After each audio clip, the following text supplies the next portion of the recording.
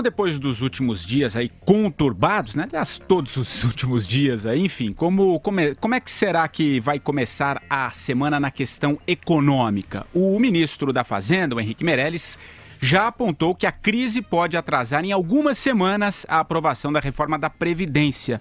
A comentarista Denise Campos de Toledo explica melhor como a crise está sendo encarada pela equipe econômica do governo e, claro, traz aqui uma provocação para os nossos debatedores. Vai lá, Denise.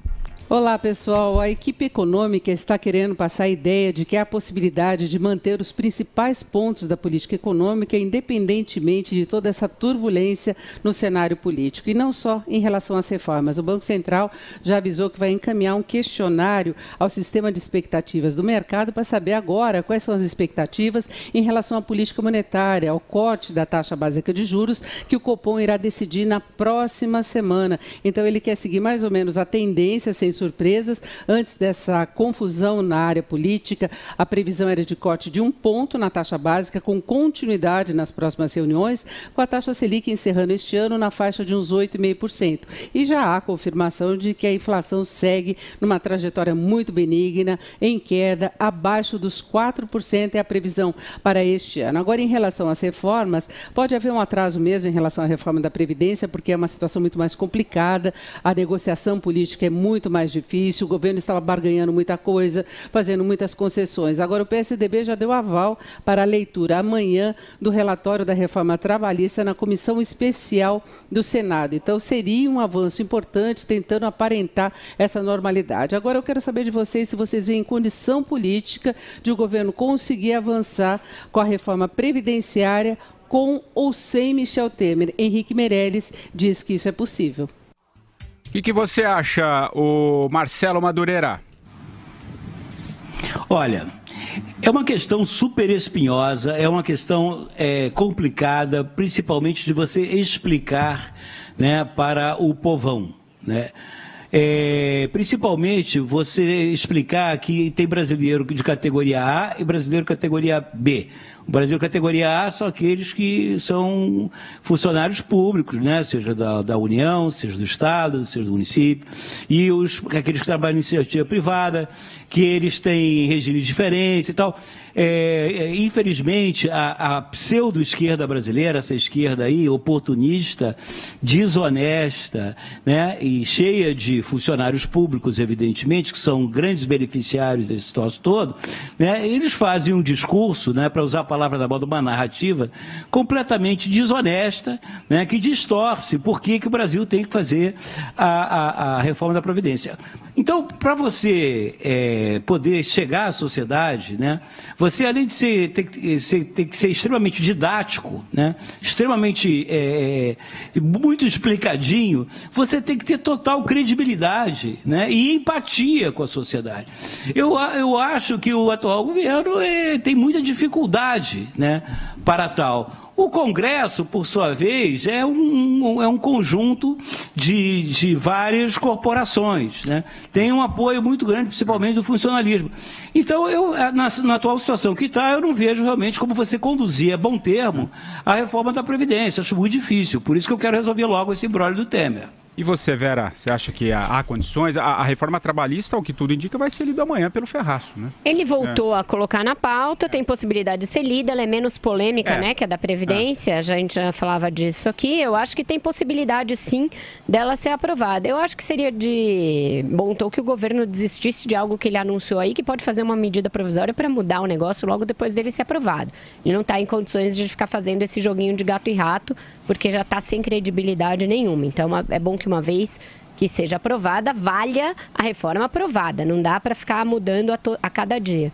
Para a reforma da Previdência, eu vejo mais dificuldade. Ela tem resistências muito maiores. Hoje está para ser tomada aí uma decisão se a Fiesp desembarca ou não do barco do Temer, sem apoio empresarial, então vai ficar mais difícil ainda. Eu acho que a gente precisa de mais uns dias para ver se isso permanece. E para ver se ganha corpo uma ideia, Patrick, que em caso de eleições indiretas, o Meirelles seja um dos candidatos, que se diz aí. Neste caso, ele teria estas credenciais para levar adiante uma reforma da qual ele participou. Reforma esta que não tem nada a ver com as eventuais traficâncias que o presidente fazia dentro do Palácio. Então, eu acho que aí seria possível, com alguém do calibre do Meirelles, do quilate do Meirelles, tocar as reformas, porque ele tem credibilidade para isso, mas só nesse caso. E você, Andreasa? Vera, só uma coisinha. Que a Vera falou muito importante. O Temer, ele contaminou as reformas. Com esse comportamento dele aí, digamos, extravagante, pouco republicano, mal explicado, ele contaminou as reformas. Por isso que ele, mais um motivo para ele sair. E só já passando a bola para o Andreasa, eu concordo com você, o Temer tem todo o direito, mais que o direito, o dever de se defender, mas para isso ele não precisa estar ocupando a presidência da República, não, né? Ele pode estar em outro lugar. Andreasa. Vai lá, Andreasa. Eu acho, o país está em suspenso, né, Patrick? A economia está parada. E eu acho que tudo depende desse encontro entre Vila e Bolsonaro amanhã aqui no Jovem Pan. Você e o chat agora só estão falando disso. Perdemos a audiência totalmente. Olha aqui.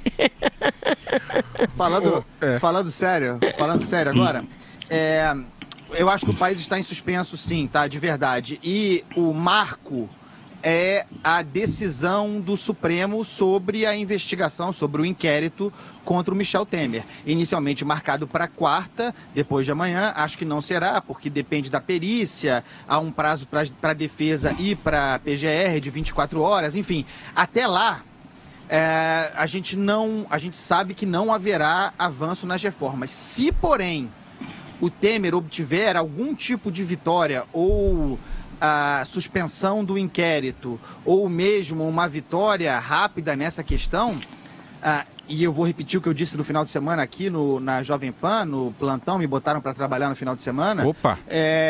Se ele conseguir passar daí, Patrick, mantendo os seus aliados, como até agora ele tem conseguido, de novo, estou fazendo análise, né? Tentando fazer uma análise.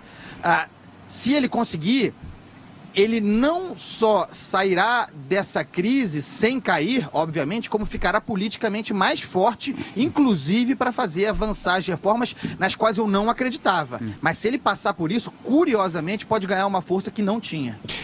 Bom, gente, é claro que no último bloco a gente vai falar ainda de Aécio Neves, mas só como informação, Vera, você trouxe há pouco a questão envolvendo o Meirelles, né, que no caso de uma eleição indireta, ele poderia, um nome forte. A notícia agora à tarde também é que o ministro do STF, Luiz Roberto Barroso, liberou para julgamento uma ação direta de inconstitucionalidade que pode liberar a realização de eleições diretas no caso de vacância da presidência da República depois de transcorrido 2 anos de mandato. Esse assunto também está jogando na confusão, né? Está aumentando a confusão. Está fazendo fumaça, né? Está fazendo mais fumaça, onde a gente já mal consegue enxergar um palmo diante do nariz de tanta fumaça tóxica que tem. Não é hora para discutir isso. Eleição direta agora é golpe. A Constituição prevê, infelizmente, mas prevê eleição indireta. Acho que os constitucionalistas não previam, os constituintes não previam que a gente passaria por essa desgraça de tirar 2 presidentes num mandato. Não previam a tragédia brasileira, mas fizeram essa regra e é com ela que temos de ir, gente. É com este que eu vou. Desculpa, não tem clima para puxadinho na Constituição a essa altura do campeonato. Uma colocação aí, Andreasa? Não, estou de acordo com a Vera. Tenho falado sobre isso aqui diariamente. Eleição indireta, acabou, ponto final, next. Madu. Ministro Barroso está usando gasolina para apagar a fogueira.